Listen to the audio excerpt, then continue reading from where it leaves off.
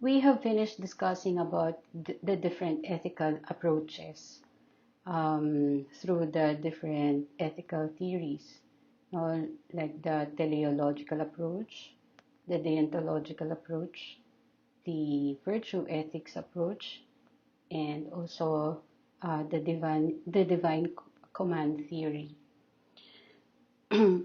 Now let's discuss in this session, the biomedical principles, the ethical principles that is used in bioethics.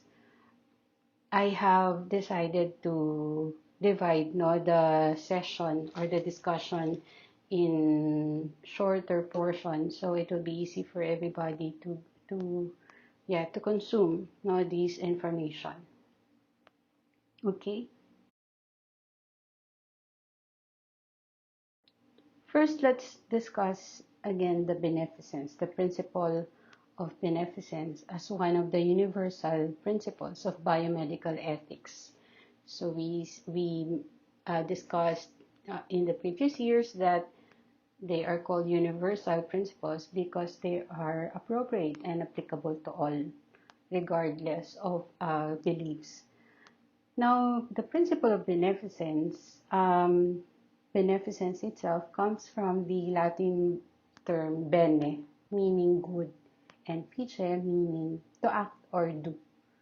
So beneficence is an act of, or it is an act of goodness, kindness, or an action done for the good and benefit of people, of others. So it promotes doing acts of kindness and mercy that directly benefit the patient, in terms of the nursing profession. And these acts promote the principle of beneficence, enable the nurse to promote the health of the patient, prevent illness or complications, alleviate suffering, and assist that patient towards peaceful death if it is the inevitable outcome. So basically, the principle of beneficence enables the nurse to observe the patient's bill of rights.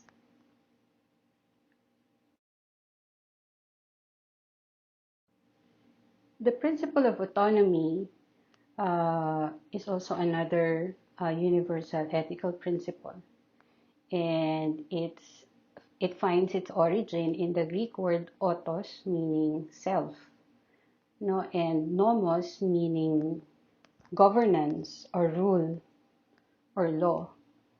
So it is, when we talk about autonomy, it is the ability or a self-governing ability, or the ability to govern oneself, and is dependent upon many factors such as a sound mind, a sound body, full information of the issues without force or coercion, and also recognizing patient as persons in healthcare. As we try to observe the principle of autonomy, we as healthcare practitioners recognize that each patient are persons who are entitled to their basic human rights, such as the right to know, the right to privacy, the right to receive treatment. Also, autonomy is the state of being self-regulating or self-defining, and also self-reliant. So it's the ability of a person to make their own decisions without interference from others. It enables the person to practice his freedom to make choices about issues that affect his life. So the principle of autonomy involves the respect for the dignity of persons, the respect for their uniqueness, and as valuable members of the society. So the principle of autonomy ensures that people are free to choose and can implement their own decision, free from lies, restraint, or coercion. So it's Again, in summary, it involves self-determination and freedom to choose and implement one's decision, free from deceit, duress, and as we have said, constraint or coercion. And the key point that we need to take note is that this principle, the principle of autonomy, assumes rational thinking on the part of the individual. Okay, because as we have mentioned a while ago, it requires a sound mind and a sound body to be able to practice in fullness his freedom of choice. So a person who doesn't have a sound mind may not be capable of practicing the principle of autonomy. So this principle of autonomy may be challenged when the rights of others are infringed upon by the individual. So sabi nga, um, your right ends, no, or your freedom ends at the point where also another person's freedom starts. So the principle of autonomy uh, is challenged when we infringe on the rights of others. Okay?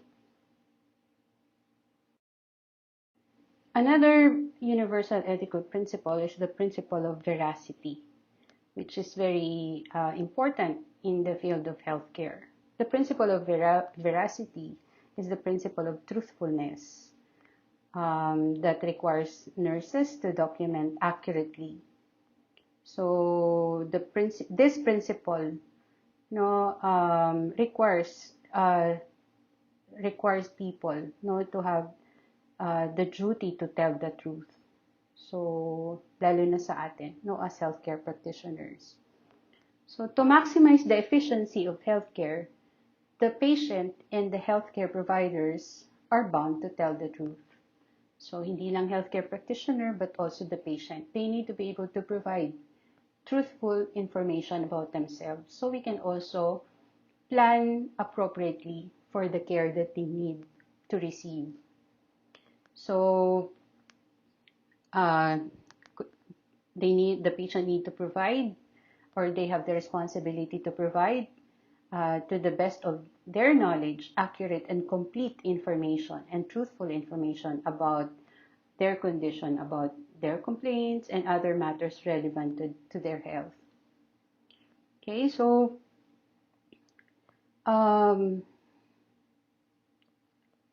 we have mentioned truth telling. So a nursing intervention from the Nursing Interventions Classification, or the NIC, defined truth-telling as the use of whole truth, partial truth, or decision delay to promote the patient's self-determination and well-being. So, dito pumapasok yung benevolent deception, or what we call withholding information, or deciding to delay, releasing that information with the intention of promoting the patient's self-determination and well-being. Okay?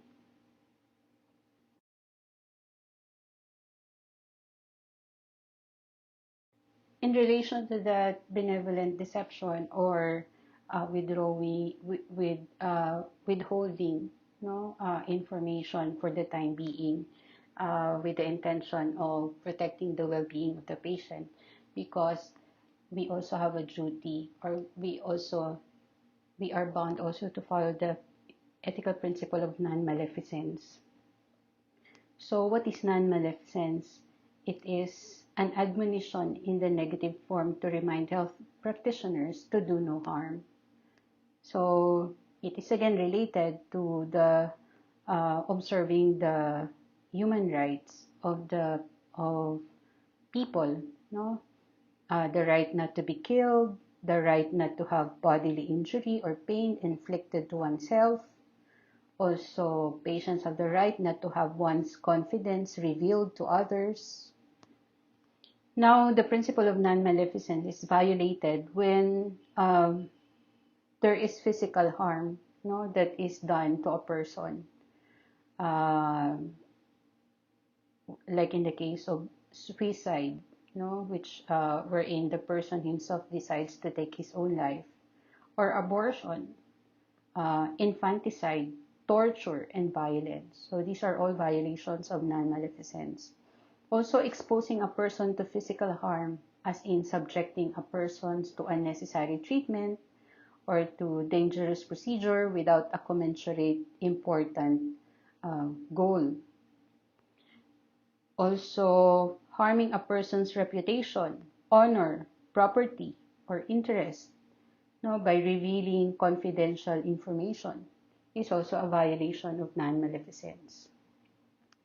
Now, we have mentioned a while ago about benevolent deception.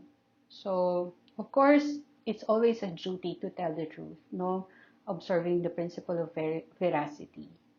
But there will be times that you will encounter, a situation wherein you cannot just divulge confidential matters to just anyone, no, even though it's a relative. So we need to observe who should be the person in authority, no, uh, to divulge such information. So in the case of caring for the patient, no, medical care, of course, it is the attending physician primarily who is in authority, no, to divulge information about diagnosis, about treatment, about prognosis, etc. So we, as part of the team, must yeah must be must cooperate, no, in that situation. So it's not wrong, no, to withhold certain information, especially for at the time of being you are not the one in authority to divulge it, and if in case divulging it would also bring threat to the patient's well-being. So it must be done, with careful deliberation, with careful thought as to when and where is the appropriate, it should be appropriately divulged. Okay?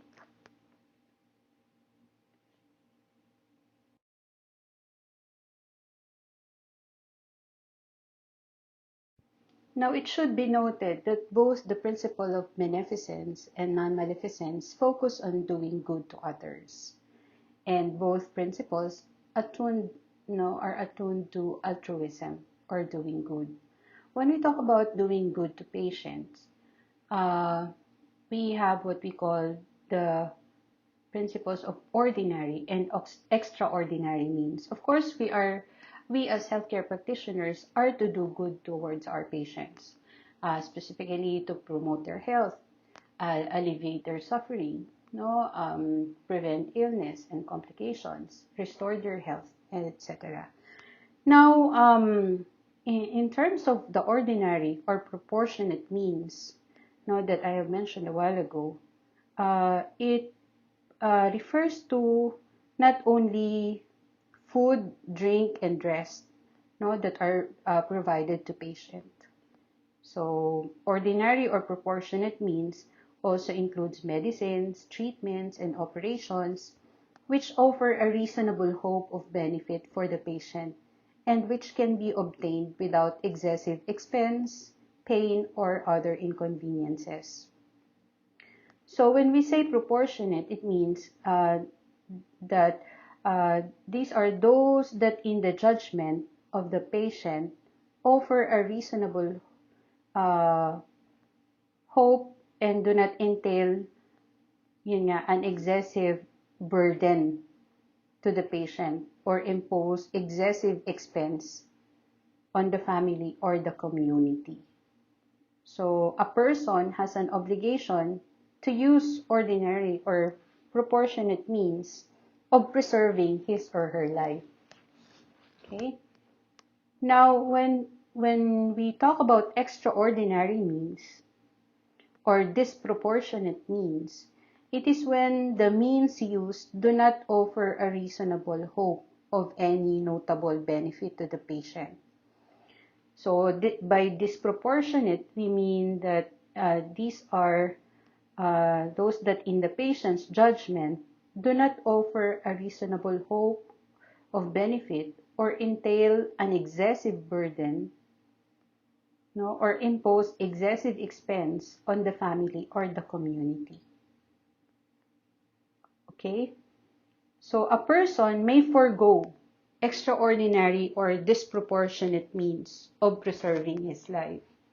So like in the case of those who are maybe in the terminal stage of an illness, and there are still treatments, no, that can be used or that can be employed or that can be done, no, for the patient with the hope of restoring health.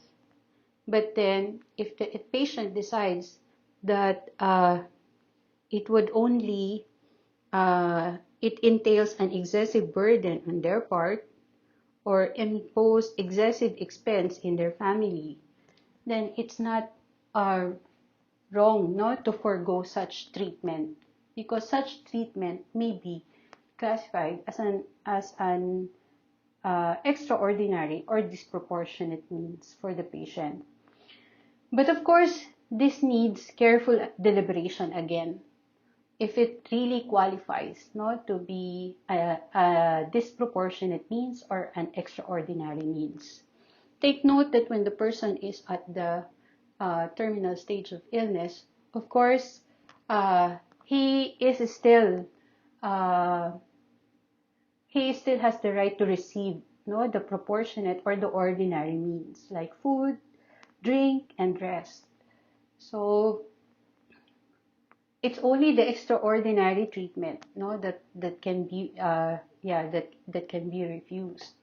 But the ordinary means, they should still continue in support, no, of the palliative treatment that is rendered to the patient who is in the terminal stage of illness. Okay, I hope that is clear. Now, another principle is the principle of justice. So when we talk about justice in simple terms, it's basically giving what is due. So it refers to the right to demand to be treated justly, fairly, and equally. Okay, so yeah. Now there are other moral principles, no, that can be used as a guide in making ethical decisions. First, of course, is the golden rule: do unto others what you don't want others to do unto you. Don't do unto others what you don't want others to do unto you. So, yeah, and the next one is the principle of the twofold effect or the double effect. So, I think the golden rule, you understand it very well. So, we'd like to focus on the twofold effect or the double effect. In the reason why it is called the double effect, because from a common cause or an action, there are two effects that are produced. So these are the good effect and the bad effect, no, or yun. So again, so how do we decide if an action or a cause produces two opposing effects? Should we still pursue that action? Should we still observe that cause? So again, we go back to the determinants of the morality of human act, wherein we try to deliberate the act itself, the intention, and the circumstances.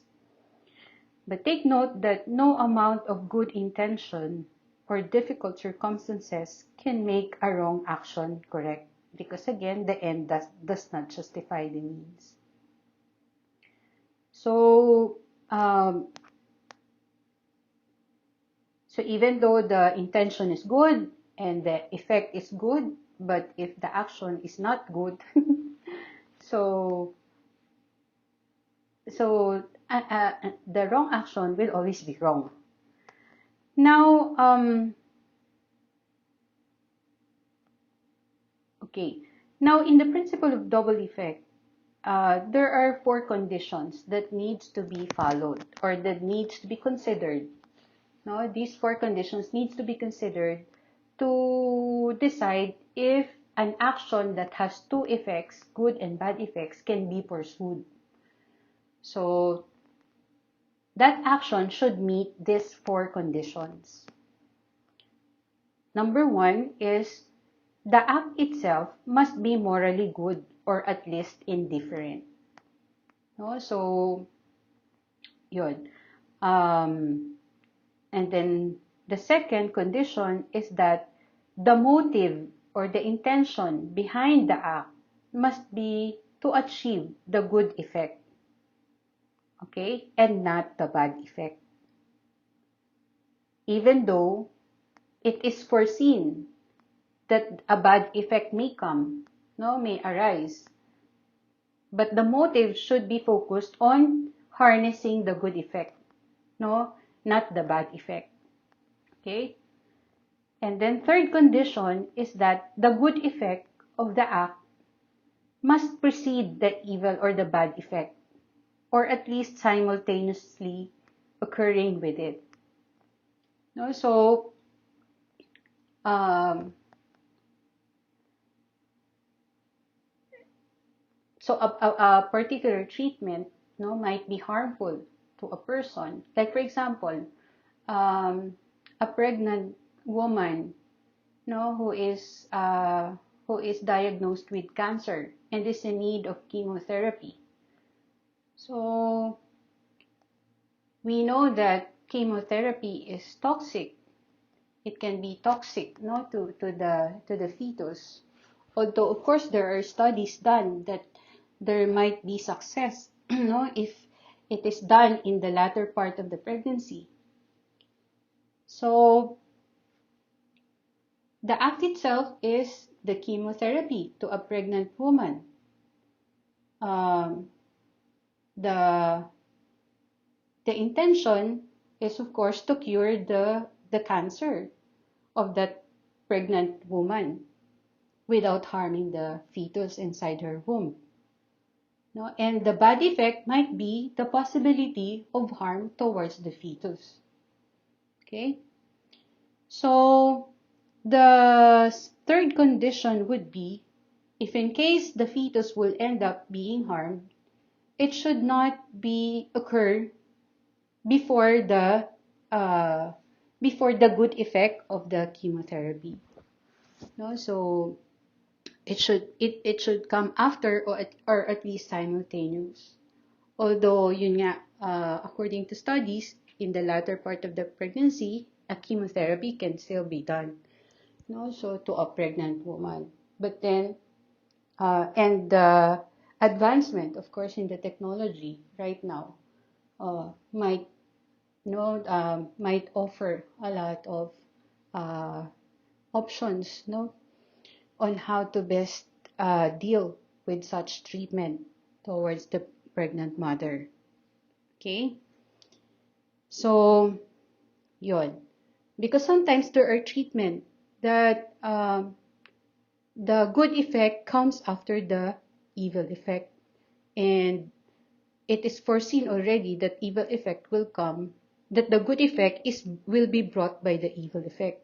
So in this manner, then it doesn't meet the third condition, because the third condition requires that the bad effect should come after the good effect, or at least simultaneously with the good effect. Okay?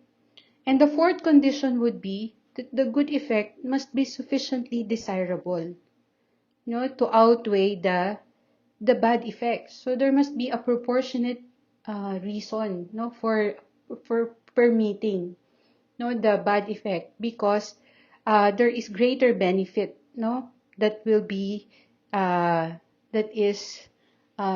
will be received, from the good effect. Okay. So again, those are the four conditions of the principle of the double effect. Okay. Now, Again, in summary, in the principle of double effect, the intention is focused on the beneficial effect, and the intention must be good. Okay, and you need to consider the order of time. The bad effect must come after, or at least simultaneously, with the good effect. Okay. Now, the next is the principle of totality, which is another moral principle. And I know that you have taken this up already also in the early years, during your bioethics. So again, what is it about?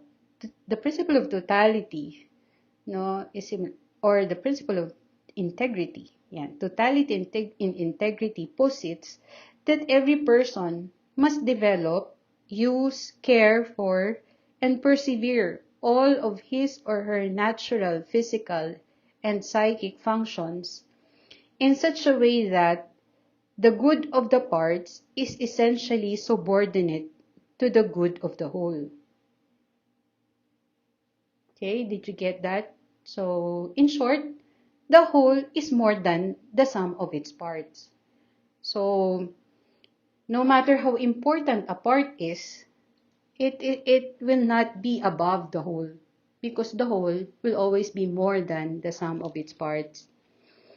Also, in case of danger to itself, the whole can dispose that part for its own benefits. Like, for example, a deceased organ. That's why the principle of totality again justifies surgery. No, when in the olden days surgery was taboo, but the principle of totality justifies that a deceased organ or a deceased body part can be removed if it threatens the body. Okay. Now, for the unitary and subsistent life of the organism, the parts considered separately have no meaning or purpose. So that's why it can also be removed, following the principle of totality and or integrity. Also, unity or unitary and subsistent life of the organism is important. Okay, so again, in the human person, the part exists for the whole, and therefore the good of the part is subordinated to the good of the whole. So lower functions are never sacrificed except for the better functioning of the whole person.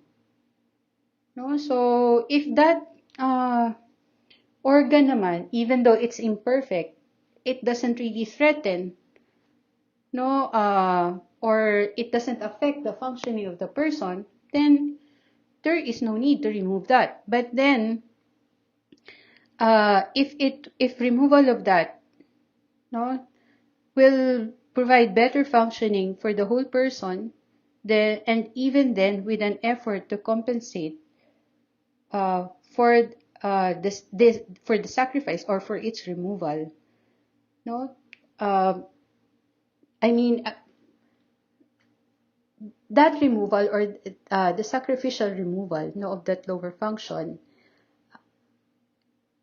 is will contribute to a better functioning of the whole person. So it is justifiable to remove again the part of the body for the purpose of improving the function of the body part.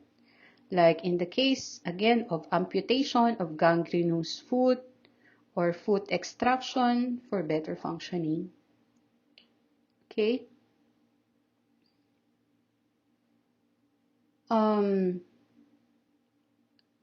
Next is the epikhia. So what does epikhia means? Epikhia in philosophy, and in theology, refers to the principle in ethics that a law can be broken to achieve a greater good. But of course, we should understand fully, this premise, because it can be subject to misinterpretation. So, epikhia is a Greek word meaning reasonableness. And its classical source actually is Aristotle in his Nicomachean Ethics, where he introduced the concept as a corrective action to legal justice. So, whenever a law, is found to be erroneous, then the principle on epikhia can justify breaking that erroneous law. So, as Aristotle asserted or pointed out, that the basic reason for the existence of such a concept is to be found in the fact that laws are, by their very nature, universal, and lawmakers legislate for the general run of cases. So that's the premise. Lawmakers usually legislate for the general circumstances, kumbaga, and not for any particular concrete instance. But sometimes, according to Aristotle, there are particular details and circumstances that are almost limitless in number and nature. And it is clear that no legislator, in the act of framing a law, can foresee all the variable or circumstances which may arise. So taking into account what usually and ordinarily happens, the lawmaker enacts his law. He is not, however, ignorant of the possibility that the law, though just and good in general, may be deficient in particular cases. So, on the other hand, an individual may find himself confronted with a case which, although it is included in the law insofar as the words are concerned, nevertheless is not comprehended in the general law. So, if the intention of the legislator and not merely the verbal formula be scrutinized, if you try to really look at it closely, and so he can then amend or correct that law. The lawmaker can prudently judge that if the lawmaker had foreseen this particular case, he would not have wished to bind his subject, and so the subject does not observe the law as it is written. So, in other words, in this situation, epikhia is used. So, in summary, no human law is perfect. That's why epikhia is followed. So, no human law is perfect simply because it is a human law. So, legislators ideally do their best to draft and enact laws that apply to the majority of situations. But they are not omniscient. They cannot possibly take into account all situations. And when a situation happens to arise in which disobeying the written law either preserves or does not violate the intention of the lawgiver, which is presumably to preserve the common good, so it is morally permissible to not observe that law. So, according to most manuals of theology, epikhia is actually a restrictive interpretation of positive law based on the benign will of the legislator who would not want to bind his subjects in certain circumstances. So, epikhia safeguards the higher values of the natural law in the face of the imperfections of the positive law. So again, epikhia should not be misinterpreted. It must be considered that, again, the natural law is still higher to the positive human law. Okay? And so the one who acts through an agent is himself responsible, is another moral principle, and no one is obliged to betray himself or herself.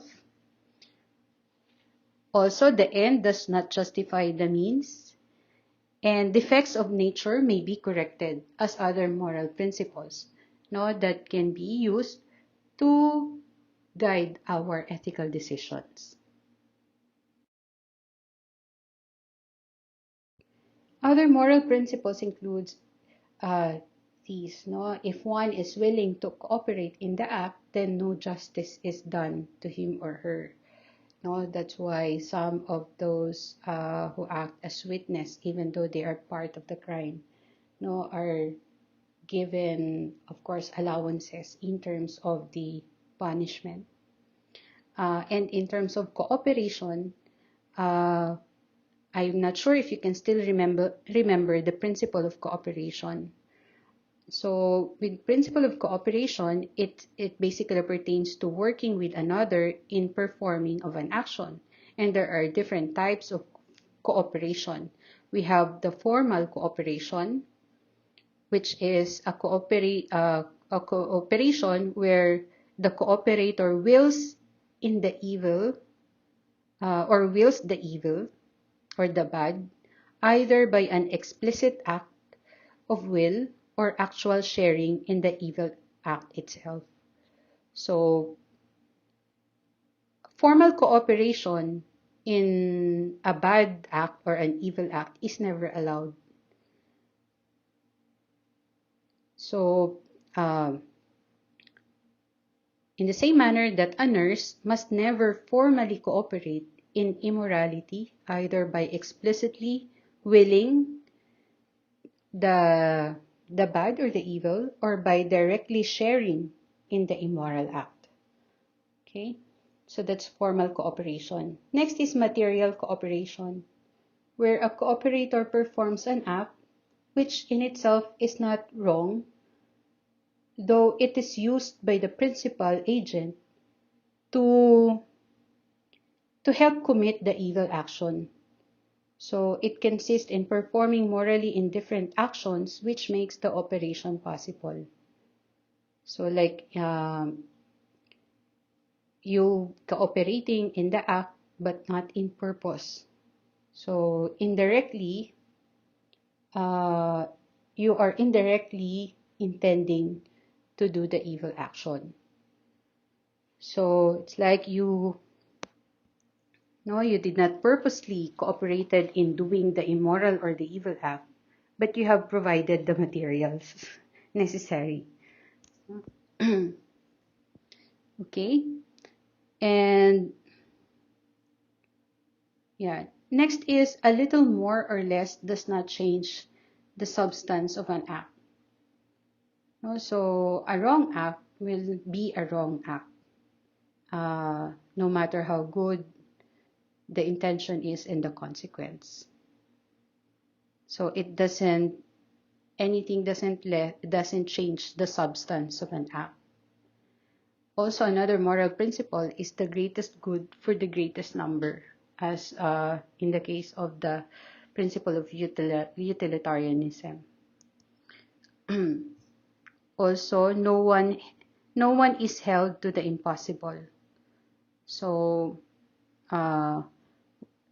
like when you are given a task that is impossible to be performed, so of course, a moral principle of that posits or that asserts that no one is held to the impossible can help you.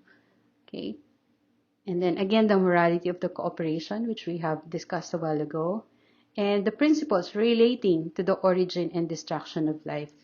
In terms of this principle, of the inviolability of life, there are other principles that are also related to it, and one of which is the principle of stewardship.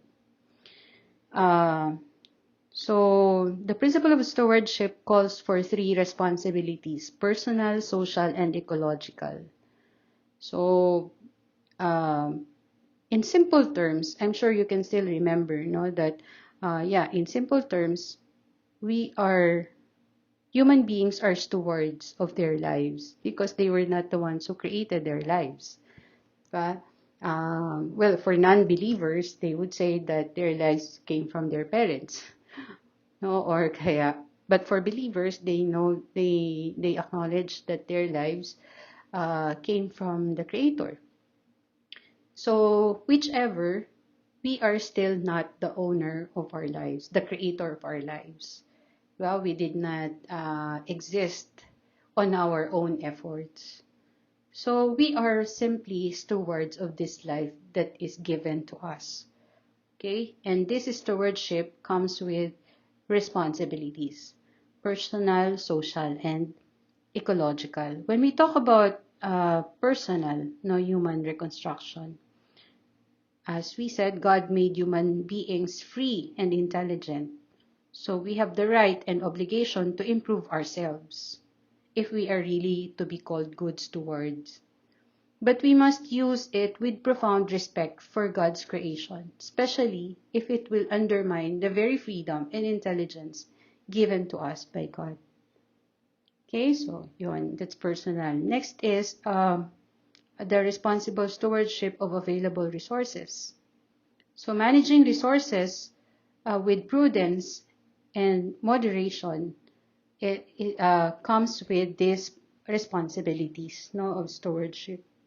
So we should not be wasting or squandering scarce resources because we were not the one who created them. We also should not fall into the trap of the technological imperative.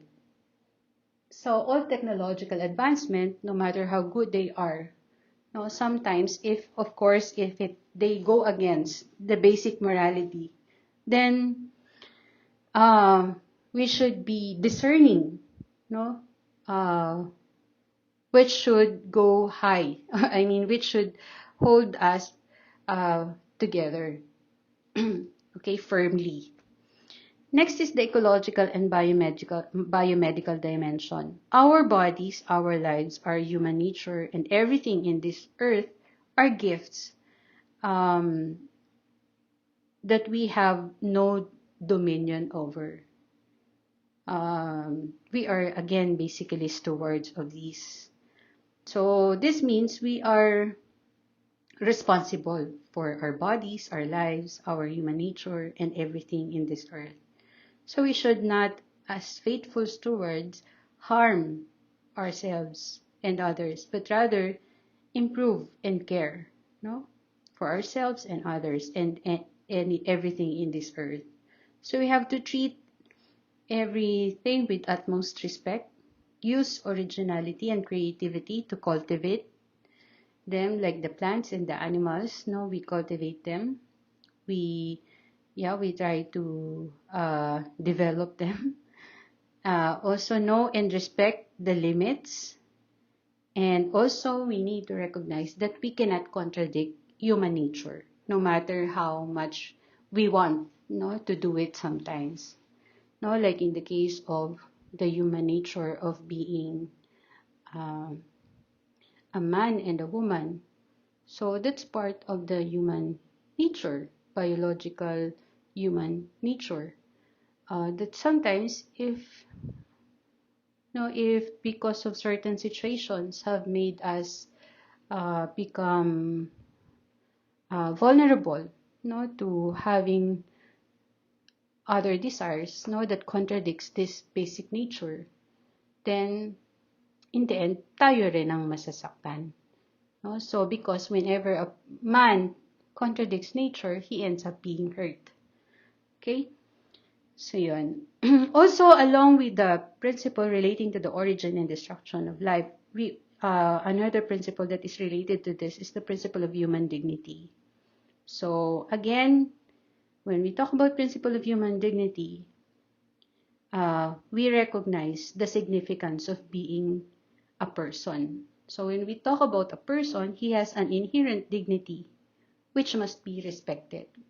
So like we have repeated time and time again, everyone, no, every person in this earth, kahit di natin kilala, kahit di pa natin sila kaibigan, even though they did not do anything yet, no, that would benefit us, they already deserve that respect by virtue of their being persons.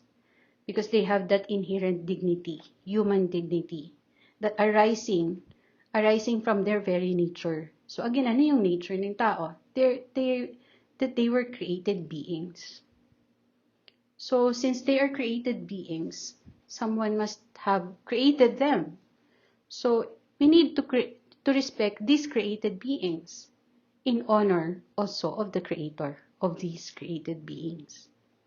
So disrespecting created beings would also mean disrespecting the creator. So yun. So sometimes, no, in reality, it's very difficult to apply it, no, in real situations. So there is really a need to heighten our moral sensitivity, no, our ethical sensitivity. We need to develop that because not everybody has a well-developed ethical sensitivity. And of course, when you are more ethically sensitive, you become more ethically aware. You become ethically aware because you were ethically sensitive and you had your ethical reflections. And when you are ethically aware, you can do properly the ethical decision-making process so that you can come up with an ethical judgment and also come up with a good ethical action. So actually, what I've mentioned right now is the result, no, of the findings of my paper of the integrative review that I was finishing for my grad school. So yeah, so I hope these ethical principles and moral principles, no, will help you, no, to discern properly the right thing to do whenever you will be confronted with challenges and issues in the practice of your profession, or even right now as a student. Okay? Now, in the practice of our profession, we will be meeting, no, a situation, or we might be confronted with a situation wherein, in the process of us helping, no, or rendering our care, and it so happened that unfavorable consequences happen. No? So the Good Samaritan law uh, is a law that can protect, no, healthcare practitioners. It is actually based on the biblical story of a man who aided an injured person who was waylaid by thieves and was left half dead. So what does it mean to us, no, nurses and doctors as well? So a nurse, therefore, who renders first aid or treatment at the scene of an emergency, and who does so within the standards of care during the time. Of course, we still need to, to do to our care according to the standards, and also acting in good faith. No? So whenever a nurse do that, and then an unfavorable consequence happens, the nurse is relieved of the consequences of the act. Okay? So the Good Samaritan law is a law that protects the healthcare practitioners. Okay?